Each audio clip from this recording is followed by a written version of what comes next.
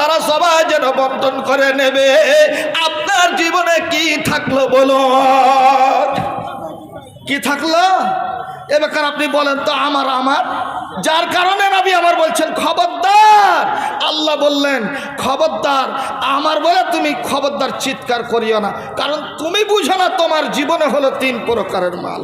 বাপজান এবার আপনি দেখুন, এই যে আমার আমার করে আপনি মরবেন না, কারণ আপনাকে ছেড়ে চলে যেতে হবে কোথায়?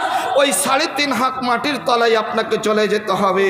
বন্ধু আমার, আপনাকে 3.5 হাত মাটির তলে চলে যেতে হবে, সব আপনার পড়ে থেকে যাবে। কবি আক্ষেপ করে বলছেন, আমি কি করিলাম এ দুনিয়ায় আসিয়া, চিন্তা করে ডাকরে আমার ভাবিয়া, কারবা বাড়ি কারবা ঘর কারবা কি, যখন চলিয়া যাইবে তোর প্রাণ পাখি, পাখি যখন ফাঁকি দিয়া চলিবে, সোনার দেহ বিছানাতে রহিবে, পরের পাতা গরম পানি, পরের পাতা গরম পানি করিয়া জীবনের মতো দিবেন গোসল করাইয়া, বাজার থেকে সাদা কাফন আনিয়া জীবনের মতো দিবেন তোমায় পরাইয়া। আমি কি করিলাম এ দুনিয়ায় আসিয়া, চিন্তা করে দেখরে মন ভাবিয়া। ভাইরা আমার, বন্ধুরে আমার, जितने भी लोग आए हुए हैं जिनको खाने की जरूरत है, आप जाकर खाना खा लें टिकट काउंटर से। जो 70 रुपया का टिकट था वो घटा करके 50 रुपया कर दिया गया है, तो 50 रुपया कर दिया गया है। जिनको खाने की जरूरत हो वो जाकर के टिकट काउंटर से टिकट लेकर के खाना खा लें। अभी टिकट सिर्फ 50 रुपया, सिर्फ 50 रुपया। তো আমার বাপজান এবার আসুন, যেই জায়গা এই বেকার আপনাকে আপন জায়গা তৈরি করতে হবে, আপন জায়গাতে আপনাকে আসতে হবে, নিজের জায়গা আপনাকে করাই করে নিতে হবে, সেই নিজের ঘর আপনাকে নির্মাণ করে নিতে হবে। অপরের ঘর বাড়ি নির্মাণ করে আপনার কোনো কাজে লাগবে না। তাহলে নিজের ঘর কোনটা? এবার আপনি আসুন, এই নিজের ঘরে কি হবে? অপরের ঘরে শুয়ে আছেন, আপনি নামাজ পড়লেন না, রোজা করেন না, কিছুই করলেন না, নেকির কাজ করলেন না, কেউ আপনাকে বাধা দেওয়ার মতন লোক হয় না, কেউ আপনাকে শুধরাবার মতন লোক হলো না। কিন্তু বাপজান আমার, এই বাকার আপনি আসুন, আসল বাড়িতে যা আপনি আসবেন, আপনি খালি হাতে আসলে আপনাকে মগর ছাড়া কিছুই নাই। হাদিসে যেটা বলছে আপনাকে আমি শুনিয়ে দিচ্ছি। বাপজান আমার, হযরত আনাস বিন মালিক হাদিসটার রাবি, উনি বর্ণনা করছেন, ইন্নাল আবদা ইযা ওযা, থামেন, ইন্নাল আবদা ইযা ওযা ফি কবরিহি ওয়া তাওয়াল্লা আনহু আসহাবুহু ওয়া ইন্নাহু লা ইয়াসমাউ খাফকান আলাইহিম। বন্ধুরে, হযরত আনাস বিন মালিক হাদিসের রাবি, মুসলিমের হাদিস, নবী আমার বলছেন, মানুষ যখন মরে গেল তার আত্মীয় স্বজনেরা সুন্দর করে তাকে, মানে বরের পাতা গরম করে তাকে গোসল করিয়া দিল, একনাস বাজার থেকে এসে সাদা কাফন দিয়ে তাকে সাচ্চি কুজিয়ে নিয়ে কাঁধে করে নিয়ে এসে তাকে কবরের মাটিতে দিয়ে দিল, 3.5 হাত মাটির তলায় রেখে দিল, শুইয়ে দিল, ওপর থেকে পাটাতন দিয়ে দিল। বাপুরে, এই বাকার তাকে সুন্দর করে ঢেকে ঢুকে সমস্ত কিছু ক্লিয়ার করার পরে নবী আমার বলছেন, ওয়াতাওয়াল্লা আনহু আসহাবুহু, আত্মীয় স্বজন আপন আপন বাড়ি যেতে আরম্ভ করে দিল। এই আমার ভাইজানেরা, আল্লাহ রাসূল বলছেন, যখনই আপন আপন বাড়ি যেতে আরম্ভ করে দেয়, এ আমার বাপজান, ওই যে আত্মাটা আপনার কেড়ে নেওয়া হয়েছিল, পুনরায় আপনাকে কবরের মাটিতে দিয়ে দেওয়া হবে। শুধু তাই নয়, নবী আমার বলছেন, যখনই দিয়ে দেওয়া হবে লোকটা জীবিত হবে, কিন্তু কথা বলতে তখন পারবে না। এমন কথা, যেই কথা আত্মীয় স্বজন শুনতে পাবে, ওই ধরনের কথা ওই লোকটা বলতে পাবে না। নবী বলছেন ওয়া ইন্নাহু লা ইয়াসমাউ খাফকানি আলিহিম, শুধু এটাই শুনতে পাবে ওর আত্মীয় স্বজন ওকে ছেড়ে যেন আপন আপন বাড়ি চলে যাচ্ছে। কিভাবে শুনতে পাবে? যেই জুতোগুলা চপ্পলগুলা পরে ওই লোকগুলা গিয়েছিল আত্মীয় স্বজন মাটি দেওয়ার জন্য, ওই জুতা চপ্পলের আওয়াজ যেন লোকটা শুনতে পাবে। মৌলভী শাহজাহান সাহেব 1000 টাকা, মুলবি শাহজাহান সাহেব 1000 টাকা, আজাদের মা কাসার থালি বাঁধনা, আলহাজ আলহাজ 2000 টাকা, 1 কুইন্টাল মা, আর 1 কুইন্টাল মা কই দিল, আর পালুয়া উসুলপাড়া থেকে তৌফিক পहिले 1200 টাকা দিল, আবার 500 টাকা দিল, 7 5 1200 টাকা নাকি 1700 টাকা দিল। মাশাআল্লাহ, আলহামদুলিল্লাহ।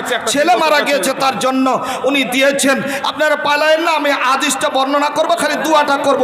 মধ্যখানে আমি হাদিস তর্জমা করব, আপনাকে দেখাবো আর দোয়াও দিব। দেখবেন আপনি এই সিস্টেমটা এত সুন্দর আমাকে করতে হবে, নচেত সময় সংকীর্ণ, এরকম করে আমাকে কাজ নিতে হবে। আমার ভাইজান, আমার বন্ধুরা, আমার আল্লাহ অনেকজন আল্লাহকে 1000 টাকা 500 টাকা 2000 টাকা আল্লাহ করে করে দান করে গেল। তাদেরই পরকাল কথা করে দিও ভালো, মিটায় দিও করা জীবনের বলো। ওকে আল্লাহ দয়াময়ী দয়া যে করিয়া দীর্ঘজীবী করে তাদের রকম চাইয়া বালা মুসিবত হতে করে দিও তোর আল্লাহ। তাদের নাকি তুমি দিও পরচোর। আমি নয় আমি খোদায়, আমি নয় আমিন। মদা দোয়া কবুল কর রব্বুল আলামিন। আমিন আমিন আমিন সুম্মা আমিন। আমার ভাই জানেরা, আমার আব্বা জানেরা, তাহলে এই বাকার শোনন, ওই লোকটা কবরে পড়ে পড়ে শুয়ার অবস্থায়, সুতিয়ে দিয়ে আপনি এসেছিলেন, শুয়ানো অবস্থায় আপনি ওকে রেখে এসেছিলেন, কিন্তু বাপজা ওর সঙ্গে কি ব্যবহার হচ্ছে এই বেকার আপনি দেখুন। নবী আমার বলছেন যেমনি তার আত্মীয় স্বজন মুখ ফিরিয়ে আপন আপন বাড়ি যেতে লাগবে, লোকটা তো শুনতে পাবে।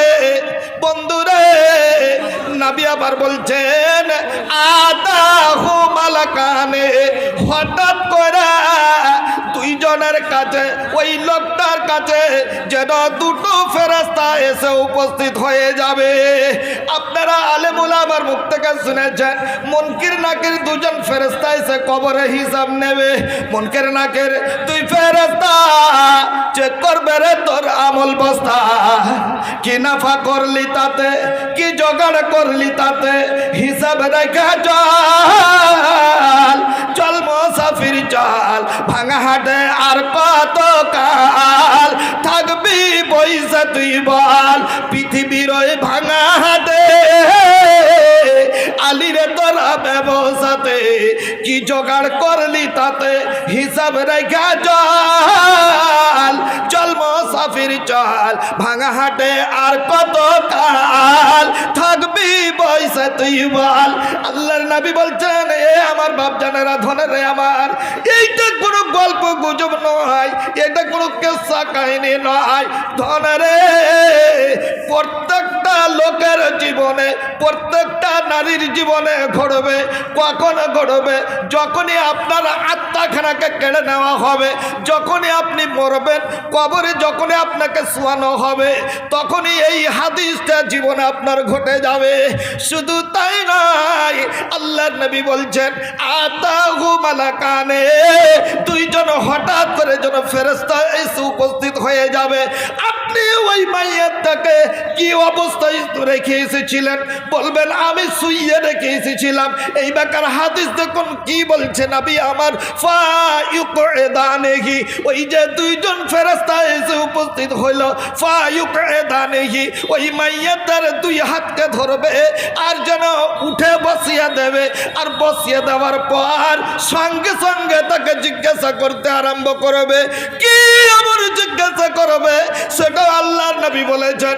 বলবেন কি, ফায়াকুলানে মা কুনতা তাকুলু ফি হাযার রাজুলে লি মুহাম্মাদিন সাল্লাল্লাহু আলাইহি ওয়াসাল্লাম। নবীর প্রেমিক হবেন না আপনি? নবীর মহাব্বত আপনি করবেন না? নবীকে আপনি ভালোবাসবেন না বাপ? আল্লাহ রসুল যা বলেছেন আপনি কি আমল করবেন না? কতদিন আপনি বেয়াড়া হয়ে চলবেন? আপনি আল্লাহ রসুলের কথাকে কতদিন আপনি অমান্য করবে চলবেন? চলেন তো, বলেন তো। আপনি বিচার আপনিই করেন। আল্লাহ আপনাকে জ্ঞান দিয়েছে, বিবেক দিয়েছে, নলেজ দিয়েছে, সব কিছু আপনাকে দিয়েছে। তারপরেও কেন আপনি উল্টো হয়ে আছেন? তারপরেও কেন আপনার মগজে বসে না? তারপরেও কেন আপনি গরম, ধনের গরম দেখান? তারপরেই কেন আপনি শরীরের রক্তের গরম দেখান? বাপজান, এখনো 40 বছর পার করে দিলেন, আপনি 5 ওয়াক্ত কেন আপনি নামাজি হতে পারলেন না? মরলে যে আপনাকে কবরে হিসাব লাগবে, কি জবাব দিবেন আপনি মুনকের নাকিরকে? জিজ্ঞাসা কি হবে? নবী আবার বলছেন, মা কুনতা তাকুলু ফি হাযার রাজুলি লা মুহাম্মাদিন সাল্লাল্লাহু আলাইহি ওয়াসাল্লাম। ওই লোকটা জিজ্ঞাসা করবে, লোকটাকে ফেরেশতা, এরে আল্লাহর বান্দা বলো, আচ্ছা তুমি একবার বলো তো, এই যে মুহাদ্দিসিনে কেরামেরা বলছেন আল্লাহর নবী ছবিখানাকে নিয়ে যাবে দুইজন মেলে, তাকে দেখাবে, বলবে বলো এই লোকটাকে কি চিনতে পারো? কে এই লোকটা? এর সম্পর্কে কতটা তুমি জানো? একটু আমাদের বলে দাও। ভাইরা আমার, বন্ধুরা আমার, সে যদি ইমানদার হয়, সে যদি আল্লাহর নবীর কথা অনুযায়ী জীবন যাপন করে থাকে, বন্ধুরে আমার, নবীর কথা মতো যদি উঠে বসে জীবন কাটিয়ে রাখে, হালালকে হারাম মনে করে, হারামকে হারাম মনে করে, জীবনে কোনোদিন নামাজ ছাড়েনি, রোজা কোনোদিন ছাড়েনি, দান করা কোনোদিন বন্ধ করেনি, বাপুরে ওই লোকটার ভিতরে যেন টিপ টিপ টিপ টিপ টিপ টিপ করে যেন একটা আলো জ্বলবে, সেটা হলো ইমানের আলো। ওই ইমানের চারাক দিয়া, ওই ইমানের আলো দিয়া ওই নবীকে যেন চিনতে পেরে নেবে, ওই নবীকে চিনে নিবে। কি বলবে ও? আরবি তো জানি না। আবার দেখুন আল্লাহ রসুল বলছেন ওই লোকটা কি বলবে ফেরেশতা দুটাকে, আশহাদু আন্নাহু আব্দুল্লাহ। কি বলবে? আশহাদু আন্নাহু আব্দুল্লাহ ওয়া রাসূলুহু। আমি সাক্ষ্য দিচ্ছি ইনি হচ্ছেন আল্লাহর বান্দা ওয়া রাসূলুহু, এবং ইনি হচ্ছেন ওর আল্লাহর রাসূল। ওই জন্য দুইজন ফেরেশতা হতভম্ব হয়ে যাবে, বলবে বান্দা তুই কেমন করে বুঝতে পারলি? একে তো জীবনে কোনোদিন দেখিসনি, কোনোদিন তোর চোখের সামনে পড়েনি, তাহলে বল কেমন করে নবীকে চিনতে পেরে গেলি? শেষ নবীকে কেমন করে চিনলি? সুবহানাল্লাহ। ওই লোকটা যেন চট করে বলবে, হাদিসের মধ্যে পাওয়া যায়, লোকটা বলবে কারাতুল কোরআন, আমি আল্লাহর কোরআন পড়েছি, আলিম উলামার মুখ থেকে আমি শুনেছি, আর যা আমি শুনেছিলাম সেটাই আমি জীবনে বাস্তবায়ন আমল করেছিলাম। বাপজান, আপনাকে আমাকে হতে হবে, আপনাকে আমাকে হতে হবে, নচেত আপনার আমার জীবন বরবাদ। গাড়ি করলেন, বাড়ি করেছেন, আনন্দ দুনিয়াতে করে দিলেন, 2 দিনের দুনিয়া, এটা খেলতামাশার দুনিয়া, আনন্দের দুনিয়া, আনন্দ ভোগ করে নিলেন আর চলেন কবরস্থানে। যখনই আপনি কবরে পৌঁছিবেন তখন থেকে আপনার মগজ চালু হয়ে যাবে, তখন থেকে আপনার মগজ চালু হয়ে যাবে। আল্লাহু আকবার। তাহলে চিন্তা ভাবনা করে দেখেন কত যেন ভয়ঙ্কর। আপনি ভাবছেন যে মৌলভী জোহর এটা গল্প বলছে? না, খুলেন বুখারী, ইমাম মুসলিম রাহমাতুল্লাহ আলাইহির হাদিস খুলে দেখুন, কোরআনের পরে পরে দরজা। আর আপনি না পারলে ওলামায়ে দ্বীন বসে আছেন, আমার ভাই নাদভী সাহেব বসে আছেন, আমার আব্বাজান বসে আছেন, আর আমার ভাইজান বসে আছেন, জিজ্ঞেস করলেন ওনাদের কাছে বের করলেন, হাদিসটা জকজক করে জ্বলছে। বাপু শুধু তাই নয়, এই ব্যাপার আপনি আসেন, কি হবে যখনই এই কথাটা বলে দেওয়া, আল্লাহু আকবার, আল্লাহর তরফ থেকে যেন একটা গাইবে না খবর আসবে, আওয়াজ চলে আসবে ভেসে। কি আবার আওয়াজটা? বান্দারে, ওরে আমার ফেরেশতারা শোনো, এই যে লোকটা সত্য কথা বলেছে, সদা সর্বদা, কেন মুমিন সদা সর্বদা সত্য কথা বলে, মিথ্যার আশ্রয় নয় না। যদি ওর জান চলে যাক, মিথ্যা কোনোদিন কথা মুমিন বলবে না। কারণ আল্লাহর কোরআন বলছেন, বিসমিল্লাহির রহমানির রহিম, ইউসাব্বিতুল্লাহুল্লাযীনা আমানু বিল কওলি সাবিত। মুমিনেরা সবসময় সব সময়কার জন্য সত্য কথা বলবে, ওরা সত্যের উপরে অটল থাকবে, কোনোদিন মিথ্যার আশ্রয় নেবে না। এরা আমার দুইজন ফেরেশতা, এরা কবরের ফেরেশতা। শুনে নাও, আমার বান্দা সত্য কথা বলেছে, আমার নবীকে চিনেছে, জীবনে কোনোদিন নামাজ ছাড়েনি, রোজা করে ছাড়েনি। যদি নামাজ রোজা না ছেড়ে থাকে, আমার নবীকে চিনতে দ্বিধাবোধ হবে না। যাও যাও, ওকে জান্নাতের পোশাক পরিয়ে দাও এবং জান্নাতের যেন ঘরখানাকে সাজিয়ে দাও। তাকে আমার ওকে বলো আরামের ঘুম যেন ঘুমিয়ে যায়। এমতো অবস্থায় এতখানি কাজ হবে জান্নাত থেকে, তাকে যেন সাজের সাজ পোশাক তার নিয়ে আসা হবে, জান্নাতি সাজ পোশাক ওকে পরানো হবে, ওর কবরটাকে সুন্দর করে সাজিয়ে দিবে, জান্নাতের যেন খিড়কি খুলে দেবে। এই কাজ হচ্ছে। এই বেকার আপনি আসুন আবার এই হাদিসটার দিকে। নবী আমার বলছেন, এতখানি কাজ হতে না হতে সুবহানাল্লাহ, ওই লোকটাকে জাহান্নামের পিছন দিক থেকে জাহান্নামের একটা গেট খুলবে, একটা দরজা খোলা হবে, আর ওই জান্নাত কবরের সঙ্গে সেট করে দিয়া ওই লোকটাকে দেখানো হবে। তাকে বলা হবে, কি বললেন নবী? উনজুর ইলা মাকআদাকা মিনান নার। এরে আল্লাহর বান্দা, দেখো একবার পিছন দিকে ঘুরে, যেমনই ঘুরে তাকাবে, সুবহানাল্লাহ, এত জাহান্নামের ভয়ঙ্কর যেন জাহান্নাম। এই শাস্তি দেখে আল্লাহু আকবার, ওই জান্নাতি মানুষ, জান্নাতের পোশাক পরা মানুষ থরথর করে যেন কাঁপতে আরম্ভ করে দেবে। এত জোরে কাঁপতে লাগবে, এত ভয়ে শুকিয়ে যাবে, মুখ যেন তার আমচুর হয়ে গেল শুকিয়ে। হাইরে জাহান্নামের ভয়, জাহান্নামের শাস্তি নিজের চোখে যেন দেখতে পেয়ে গেল। হঠাৎ করে জান্নাতের দরজা খুলে দেওয়া হবে, তার কবরের সঙ্গে সেট করে দিয়া আবার ওকে বলবে, বান্দারে আর একবার পিছন দিকে ঘুরে তাকা। আর যেমনই জান্নাতের দিকে ঘুরে তাকাবে, সুবহানাল্লাহ, আবার যেন এই জাহান্নামের ভয় করে কেটে গিয়া লোকটা আস্তে আস্তে আস্তে আস্তে ভয় কাটবে, স্থির যেন হয়ে যাবে। আর স্থির হওয়ার পর আল্লাহর নবী বলছেন, ওই লোকটা বলা হবে, এরে আল্লাহর বান্দা, এটা তোর সর্বপ্রথম স্থান ছিল এই ভয়ঙ্কর জায়গা, কিন্তু আল্লাহ, এরে আল্লাহর বান্দা, তুই যে পরিশ্রম করেছিলি, জীবনে কষ্ট করেছিলি, তাহাজ্জুদের নামাজ পড়েছিলি না, তুই 5 ওয়াক্ত নামাজ পড়েছিলি, জীবনে কোনোদিন রোজা ছাড়িসনি, কোনোদিন হারাম খাবার খাইসনি, হালাল ব্যতীত হারাম খাদ্য তোর মুখে যায়নি, সুবহানাল্লাহ, জীবনে কোনোদিন তুই সুদ খাইসনি, যার কারণে আল্লাহ তোর ভাগ্য পরিবর্তন করে তোর স্থান জান্নাতের ভিতরে করেছে। নারে তাকবীর।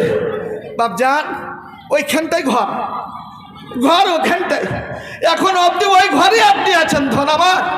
কিন্তু এই ঘর নির্মাণের জন্য, নিজের ঘর নির্মাণের জন্য, নিজের ঘর তৈরি করার জন্য, নিজের ঘর সাজাবার জন্য আজকে আপনারা এত বড় একটা সভা দিয়েছেন বাপজান। আচ্ছা, আমার বাপজানদেরকে বলি, হাদিসটার অর্ধেকটা আমি রেখে দিলাম, অর্ধেকটা রাখলাম। যারা বিনা নামাজ পড়ে না, বেনামাজি, বেরোজাদার, ওরা মরলে কি হবে? মগর তো ঝাড়বে, মগর খানটা আপনাকে দেখাবো না, দেখবেন না আপনি বাপ আমার? তাহলে অন্তত মগর দেখার আগে, মগর খান খাওয়ার আগে একটু ভালো আমল করে নি, নিজের ঘর খানকে সাজিয়ে নি, নিজের ঘর খান সাজিয়ে নি। নিজের ঘর খান সাজাতে গেলে আমাকে মগর খেতে হবে না, আমাকে মার খেতে হবে না, ফেরেশতার আমাকে ঝিঞ্জড়া খেতে হবে না। আমার বাপজান, এমন কোন আল্লাহর বান্দা আছেন এই নিজের ঘর পালাইবেন না। এই যে দেখা, এই দেখা, কি ব্যাপার, পালাতে লাগলো নাকি? হ্যাঁ, সুবহানাল্লাহ। আর ভালো লাগে না? না, ও খাইতে গেছে।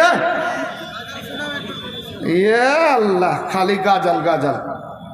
10টা লোককে আমি চাই, 10 জনকে, আল্লাহর বান্দা, কে নিজের ঘর নির্মাণের জন্য, নিজের ঘর তৈরি করার জন্য, নিজের ঘরকে সাজাবার জন্য, এতদিন আমি অপরের ঘর সাজিয়েছি বাপজান, নিজের ঘর সাজাবার জন্য 10 জনকে আমি চাইছি। 10 জন আল্লাহর বান্দাকে আমি চাইছি 5,000 টাকা করে টাকা, 5,000 টাকা করে টাকা 10 জনকে আমি চাইছি। দেখি আমার কোনো বাপজান আছে? কে এমন আছেন? করেছেন? আপনাকে এক্ষণে আমি বললাম বাড়ি করেছেন আপনি, পরের বাড়ি, এত সুন্দর বাড়িতে এসি সেট করেছেন, আমি বিল্ডিং 2তলা 3তলা বাড়ি করেছেন। কার জন্য করেছেন আপনি? নিজের জন্য নয়, আপনার নিজের ঘর আপনাকে সাজাতে হবে। আর ওই ঘরের জন্য আজকে জালসা আপনারা দিয়েছেন। আমার বাপজান, আজকে কিনতে কে পারে নিজের ঘর, এটাই জিনিস আপনাদের কাছে আমি দেখতে চাই। আছেন কোন আমার বাপজান? 10 জনকে আমি 5,000 টাকা করে নেব।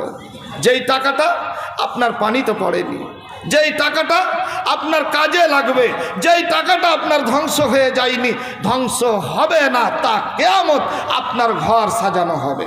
বাপজান, আছেন কোনো বাপ, আছেন কোনো ভাই আমার? 10টা লোক 5,000 টাকা